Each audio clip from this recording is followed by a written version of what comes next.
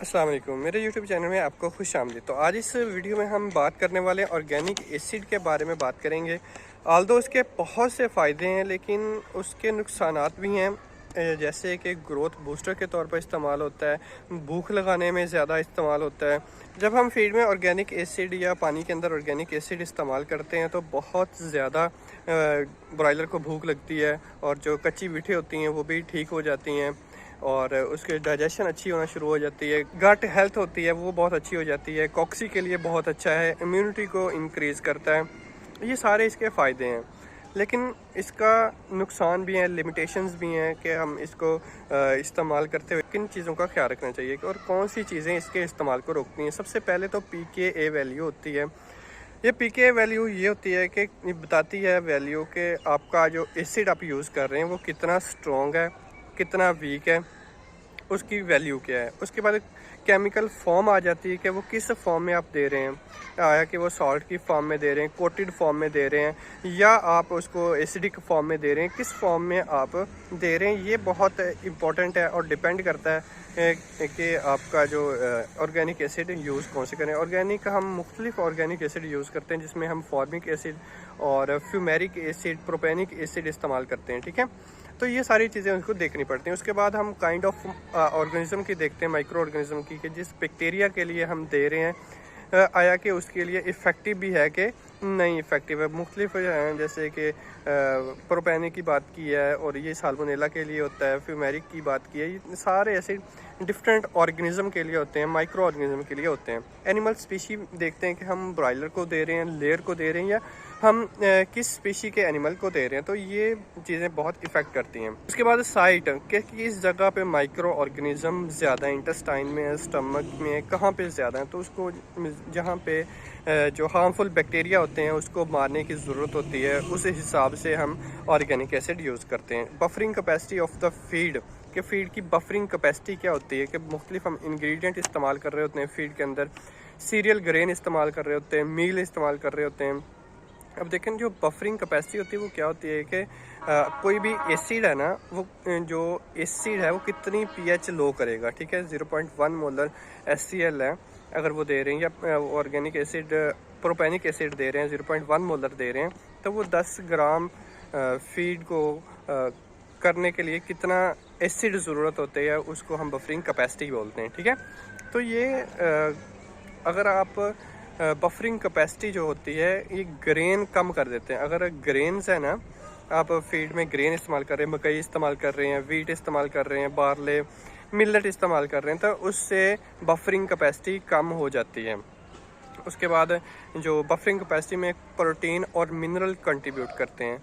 अब देखेंगे जो एसिड्स होते हैं ना वो मिनरल के साथ रिएक्ट कर लेते हैं, ठीक है, दूसरे चीज़ों के साथ रिएक्ट करते हैं और जो चीज़ों को नकारा बना देते हैं, फीड को नकारा बना देते हैं, ठीक है। अगर हम बफर कैपेसिटी की बात करें तो अगर हम इसको डबल करते हैं 23 से 56 तक लेके जाते हैं तो वो 10% अमाइनो एसिड की डाइजेस्टिबिलिटी को कम कर देता है।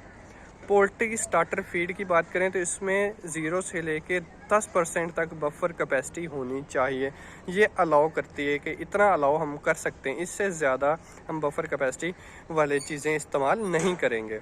और अगर हम मुख्तलिफ मकासद के लिए इस्तेमाल करना चाह रहे हैं, अगर हम 0.5 kg मतलब कि आधा किलो 1 टन में ऑर्गेनिक एसिड इस्तेमाल करते हैं तो वो मोल्ड्स को कंट्रोल करता है, फंगस को कंट्रोल करता है। अगर हम 2.5 से 3 किलो 1 टन में इस्तेमाल करते हैं वो साल्मोनेला को कंट्रोल करने में हेल्प आउट होती है। तो साल्मोनेला को कंट्रोल करता है मुख्तलिफ बैक्टीरिया। तो अगर हम इसका मोड ऑफ एक्शन की बात करें तो ये दूसरे एंटी बैक्टीरियल की तरह ये बैक्टीरियल में ऐड होता है और उसके जो सेल वाल होता है उसको रप्चर करता है, सेल वाल की जो ग्रोथ होती है उसको रोक देता है। अब जब सेल वाल की ग्रोथ ही नहीं होगी तो वो कैसे ग्रो करेगा और आपके बर्ड को किस तरीके से वो ख़त्म करेगा या उसको मारेगा या डिजीज़ काज उसमें किस तरीके से करेगा। उसके बाद इसकी लिमिटेशंस भी हैं, कुछ ऐसी चीज़ें भी हैं जब हम ऑर्गेनिक एसिड को यूज़ कर रहे होते हैं तो उनको ध्यान में रखना चाहिए। सबसे पहले तो अगर हम ऑर्गेनिक एसिड फीड में इस्तेमाल करते हैं तो इससे पैलेटेबिलिटी कम होती है। पैलेटेबिलिटी का मतलब ये है कि फीड की पैलेट कम बनती हैं। थोड़ी बनती हैं, जिससे जो फीड का रेजिड्यू होता है वो बहुत ज़्यादा हो जाता है, रिफ्यूज़ल बहुत ज़्यादा हो जाता है। हम फीड डालते हैं लेकिन चूज़ा ऊपर से खा लेता है और बाकी जो पाउडर फॉर्म में नीचे बच जाता है वो फीड रेजिड्यूल होता है और वो बहुत ज़्यादा होता है। ऑर्गेनिक एसिड जो होता है वो कोरोसिव होता है, मतलब जंग लगता है उससे। इक्विपमेंट ख़राब होने का जो खदशा होता है वो ज़्यादा होता है, क्योंकि उस जो भी आपके पास लोहे के इक्विपमेंट होते हैं, चाहे वो पाइपलाइन हो, कुछ भी हो, वो ख़राब होने के चांसेस ज़्यादा होते हैं। उसके बाद ये क्या करता है कि रेजिस्टेंस आना शुरू हो जाती है बैक्टीरिया के अंदर। अगर आप लॉन्ग टर्म ऑर्गेनिक एसिड इस्तेमाल करते हैं, फीड में इस्तेमाल करते हैं, पानी में इस्तेमाल करते हैं, ब्रॉयलर को लॉन्ग टर्म में दे रहे हैं, तो उससे बैक्टीरिया जो होंगे वो किल होने के बजाय उनमें रेजिस्टेंस आ जाएगी, वो उसके अंदर रिजाइड करना शुरू कर देंगे और आपके बर्ड को मारना शुरू कर देंगे।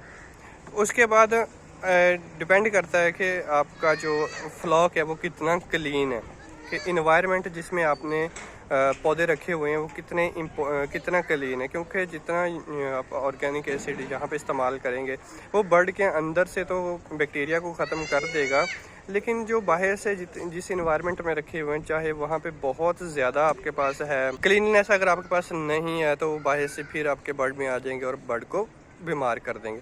उसके बाद बफर कैपेसिटी को देखते हैं कि फीड की बफर कैपेसिटी कितनी है, और ये सारी चीज़ें मिल के आपके जो फ्लॉक होता है उसको कम करती हैं, उसके मतलब डिजीज़ फैलाती हैं और ऑर्गेनिक एसिड के यूज़ को कम करती हैं फीड के अंदर, पोल्ट्री के अंदर और ब्रॉयलर के अंदर। क्योंकि ब्रॉयलर की ग्रोथ परफॉर्मेंस जो होती है वो ऑर्गेनिक एसिड से ज़्यादा होती है, प्रोडक्शन ज़्यादा होती है, FCR जो होती है अच्छी आती है, वेट गेन ज़्यादा होता है, प्रोडक्शन ज़्यादा होती है, FCR अच्छी आती है, जिससे अल्टीमेटली आपको ज़्यादा फ़ायदा होता है।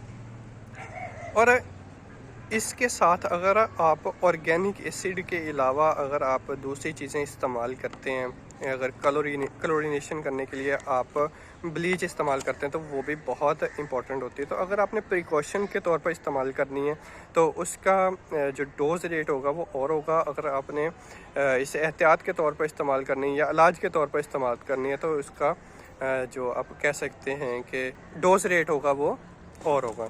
तो इन सब चीज़ों को ख्याल रखते हुए आपने अपने बर्ड की फीड फार्मूलेट करनी होती है, और फीड फार्मूलेशन के दौरान आपने ये देखना है कि उसके अंदर पैलेटेबिलिटी अच्छी हो, रेजिस्टेंस कम हो, बफर कैपेसिटी उसकी कम हो, ताकि जो हम ऑर्गेनिक एसिड इस्तेमाल करें या दूसरी चीज़ें इस्तेमाल करें वो उस पर इफ़ेक्ट कर सकें, उसको अच्छा बना सकें। और अगर आपको मेरी वीडियो अच्छी लगी सब्सक्राइब करना मत भूलिएगा, और दोस्तों तक मेरी वीडियो को ज़रूर शेयर कीजिएगा। अल्लाह हाफ़िज़।